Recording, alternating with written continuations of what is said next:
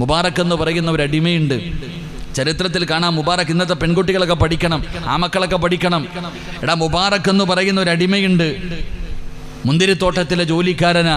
ഒരിക്കൽ യജമാനൻ വിളിച്ചു, മുബാറക്ക്, വീട്ടിൽ വിരുന്നുകാർ വന്നിരിക്കുന്നു, നീ പോയിട്ട് മുന്തിരിത്തോട്ടത്തിൽ നിന്ന് ഒരു കുലം മധുരമുള്ള മുന്തിരി പറിച്ചു കൊണ്ടുവാ.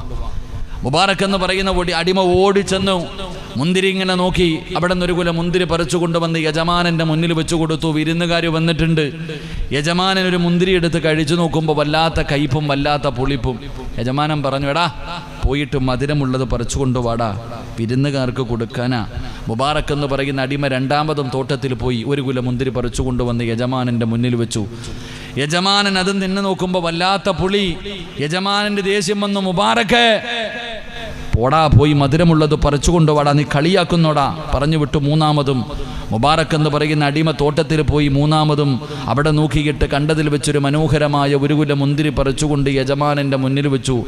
യജമാനൻ തിന്നു നോക്കിയപ്പോൾ അതും വല്ലാത്ത പുളിപ്പും കയ്പും. പിന്നെ നോക്കിയില്ല, എടുത്തിട്ട് തല്ല, എടുത്തിട്ട് അടിക്ക.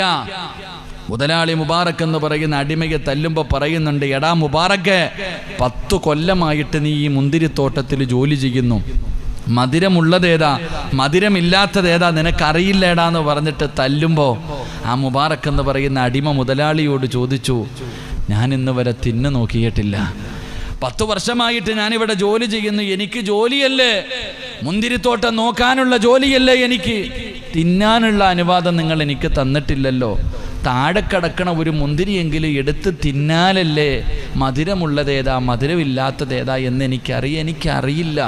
അള്ളാഹുവേ, മുബാറക് എന്ന് പറയുന്ന അടിമയുടെ മറുപടി കേട്ടിട്ട് ആ മനുഷ്യൻ്റെ കണ്ണങ്ങിട്ട് നിറയാൻ തുടങ്ങി. അതാ 10 കൊല്ലം ഒരു മുന്തിരിത്തോട്ടത്തിൽ ജോലി ചെയ്തിട്ട് ആ തോട്ടത്തിൽ താഴെ കിടക്കണ ഒരു മുന്തിരി പോലും എടുത്ത് തിന്നിട്ടില്ല. നിങ്ങൾ ആലോചിച്ച് നോക്ക്. നമ്മുടെ പള്ളിയുടെ മൂത്രപ്പുരയിൽ കിടക്കണ ചെരുപ്പ് നിങ്ങൾ കണ്ടിട്ടുണ്ടോ? അള്ളാടെ പള്ളി കിടക്കണ മൂത്രപ്പുര കിടക്കണ ചെരുപ്പ് കണ്ടിട്ടുണ്ടാ? ആ ചെരുപ്പിന്റെ മുകൾ ഭാഗം മുറിച്ചിട്ടിരിക്കുക. എന്തിന്? ആരെങ്കിലും മോട്ടിച്ചോണ്ട് പോകാതിരിക്കാൻ. ആലോചിക്ക്. ആ പള്ളി കമ്മിറ്റിക്കാരന്മാരെ തല്ലണം. അത്ര ആലോചിച്ചോക്ക്, എത്ര ഗതികേടെന്ന് ആലോചിച്ചോക്ക്. പള്ളിയുടെ മൂത്രപ്പുര കിടക്കണ ആർക്കും വേണ്ടാത്ത ആ ചെരുപ്പ് മുറിച്ചിട്ടിരിക്കുക. ബാത്റൂമിലെ കപ്പ് വരെ തൊടല് കിട്ടാഞ്ഞത് കാര്യം. ചങ്ങല കെട്ടിയിരുന്നെങ്കിൽ കെട്ടിയിട്ടാനെ, കയറിലാണ് കെട്ടിയിട്ടിരിക്കണേ. അല്ലാഹു അഅല. നിങ്ങൾ ചിന്തിക്കുക സഹോദര. ഇത് ചോദിക്കുമ്പോൾ കമ്മിറ്റിക്കാർ പറയും, ഉസ്താദെ, പള്ളിയുടെ സ്വത്തല്ലേ, പിന്നെ പള്ളിയുടെ എന്തൊക്കെ ഇവിടെ കൊണ്ടുപോകുന്നു, പള്ളി കിടക്കണ മൂത്രപ്പുര കിടക്കണ ചെരുപ്പ്, അതാ സമുദായത്തിന് തന്നെ നാണക്കേടല്ലേ സഹോദര.